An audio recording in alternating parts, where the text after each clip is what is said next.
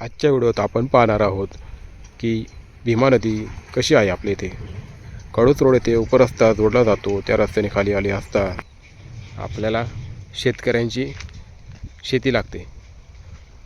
वडगाव पाटोळे तसेच चांडोली गावातील लोकांची शेती येथे आहे. आता तुम्ही मला एक प्रश्न विचारा की मी कुठं चाललो आहे. तुम्ही म्हणसाल कुठं चाललं आहे, तर मी म्हणतो मी नदीला चाललो आहे. हे बघा, हा आहे डोंगर. आणि डोंगर गायकवाडूस येथे जो रोड जातो त्याच रस्त्याने आपण खाली आलो. डोंगरावर मॉर्निंग वॉकसाठी आणि इव्हिनिंग वॉकसाठी खूप लोक जातात, पण त्या लोकांना माहिती नाही आहे की इथे खाली नदी आहे. कदाचित माहिती असावं पण ती गेली नसावी. तर आज मी पहिल्यांदाच तुम्हाला नदी दाखवतो आहे. तुम्हीसुद्धा कधीमधी सकाळी दुपारी संध्याकाळी जमेल तसं या. येथे बिबट्याचा धोका असू शकतो, कारण जागा खूप निर्मनुष्यसुद्धा असते. चला जाऊया नदीकडे. आपल्या यूट्यूब चॅनलला सबस्क्राईब करा, कारण आपल्या यूट्यूबवर निरनिराळे हिडन प्लेस दाखवणार आहे जे कोणी दाखवले नाही. कारण मला बऱ्यापैकी राजगुरुनगरच्या जवळपास 30-35 हिडन प्लेस माहिती आहे. सगळे हिडन प्लेस मी दाखवणार आहे. तर पाहू शकता. तर ह्या डोंगरातसुद्धा आपल्याला एकदा जायचं आहे. रानबाई माळा, वडगाव आणि दोंदे यांच्या आधीमधील हा डोंगर आहे. तेथे बिबट्या राहतो, तरीसुद्धा मी जाणार आहे. तर ही शेताच्या मधील पायवाट आपल्याला थेट नदीकडे जाऊन सोडते. तर जी लोक कधीच नदीला गेली नाही, केदारेश्वर पसली नदी सगळ्यांना माहितीच आहे, परंतु डोंगराच्या खालची नदी बहुसंख्य लोकांना माहिती नाही. तर मी नदी दाखवतो आहे. येथे धामण साप, गोनस साप, नाग यांचा मोठ्या प्रमाणात वावर आहे.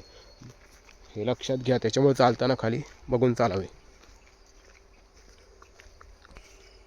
आपले यूट्यूब चॅनल आता चालू झाल्यामुळे मला जास्त सवय नसल्यामुळे मी माझा चेहरा दाखवत नाही, पण जसं जसं चॅनल 1000 सबस्क्रायबर पूर्ण होतील त्यावेळेस मी माझा चेहरा दाखवायला चालू करेन.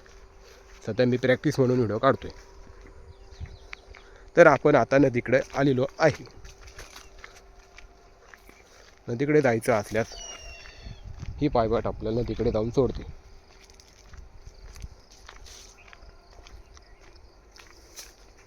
पूर आला तर नदीचे पाणी इथपर्यंत येते. नदी एवढी खाली असूनसुद्धा. तर तुम्हाला सांगतो, 2 पायवाटा आहेत. ही पायवाट डीपी बसली तुम्हाला आता मी दाखवतो. ह्या पायवाटेने खाली जाताना बघायचे, कारण येथे साप कधी पण गवतात असतो. मला बऱ्याच वेळा दामण साप दिसलेला आहे. तर आपण भीमा नदीपाशी आलेलो आहे, राजगुरुनगरच्या. बघा, राजगुरुनगरकरांनो, कोकणात हिंडण्यापेक्षा, लांब लांब हिंडण्यापेक्षा, पैसे घालवण्यापेक्षा आपल्या भीमा नदीला भेट द्या. बघा कशी आहे भीमा नदी. पवित्र अशी भीमा नदी भीमाशंकरच्या जंगलातून उगम पावलेली आणि आजूबाजूला झाडं असते. किती छान दृश्य आहे, मला तर फार आवडतं. मी इथे आज पोहायला आलेलो आहे, बऱ्याच दिवसांनी पोहायला आलेलो आहे. आणि इथे जी लाकडं आहे ती पुराच्या पाण्याने वाहून आलेली आहे. हे लाकूड साधारणतः 1990च्या काळात आलेलं आहे आणि हे लाकूड 2015 किंवा 24च्या पुरात आलेलं आहे. आपलं 2024 किंवा 25च्या पुरात हे लाकूड पुढलं आलेलं आहे. भीमा नदीचा जो कोपरा आहे ना, त्या भागाला किवणेमाळा असं नाव म्हणतात. तिथे बिबट्या वास्तवास आहे. आणि इथे पलीकडे ऊसाचे शेत आहे, इथे सुद्धा बिबट्या वास्तवास आहे. त्याच्यानंतर इथे आपल्याला कोर्टाची बिल्डिंग दिसते आणि इथं सोसायटी दिसतात राजगुरुनगरमधील. इथं छोटा पूल, केदारेश्वरचा बांधारा, आणि इथे 2018मध्ये झालेला तो पूल आहे, तो पूल. तर अशा प्रकारचं राजगुरुनगर शहर आपल्याला इथून दिसतंय.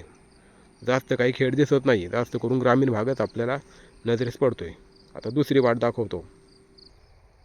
मित्रांनो, जर मी हिरव्या बटनावर क्लिक केलं तर काय घडेल आणि लाल बटनावर क्लिक केलं तर काय घडलं सांगा. मला माहीत नाही, तर तुम्ही सांगा कमेंट करून. ह्या पायवाटेने मी आधी येथे पोहायला येत होतो, पण कालांतराने इथे पोहण्यास मी बंद झालो, कारण मी डोंगर वाकसाठी जातो. हे आहे झाडूचं झाड. लक्षात घ्या, झाडूचं झाड दिसलं का? याच्यापासून झाडू बनवला जातो लक्षणी. ही मेन पायवाटे खाली उतरण्यासाठी येथे मासेमारी करणारी बांधव येत असतात. मी माळकरी आहे, जास्त काही खात नाही. तर इथे धामण सापाचा काय वावर असतो लक्षात घ्या. हे बघा इथे खडक आहेत आणि पाणी पण स्वच्छ आहे. इथे करंज नावाचा वृक्ष आहे ज्याच्या झाडाच्या बियापासून तेल बनतं. तर आपल्याला नदी दिसते का? इथून दिसत नाही झाडामुळं, पण नदी दिसते का? तर तुम्ही व्हिजिटला येऊ शकता. तुम्हाला मी सांगितले डुमाडोंगर आणि गायकवाड वस्ती जो फाटा आहे ना तिथे रोड लागतो. त्या रोडने सरळ खाली आलं ना तर आपल्याला ही ना अशी भीमा नदी दिसते. आपलं लग्न झालं तर आपण आपल्या बायकोला घेऊन येऊ शकता. आपलं लग्न नसं झालं तर आपण आपल्या मित्राला घेऊन येऊ शकता किंवा आपल्या 4-5 मुली असतील तर पुरींसकट येऊ शकता. ते कुठलाही धोका नाही, काय नाही, बिनधास्त येऊ शकता. खूप छान असं वातावरण आहे नदीचं बघा. एक नवीन आठवण तुम्हाला मिळून जाईल. नवीन प्लेस आहे, खेडच्या इतक्या जवळ असून सुद्धा कुणी येत नाही, पण तुम्ही येऊ शकता, फोटो काढू शकता.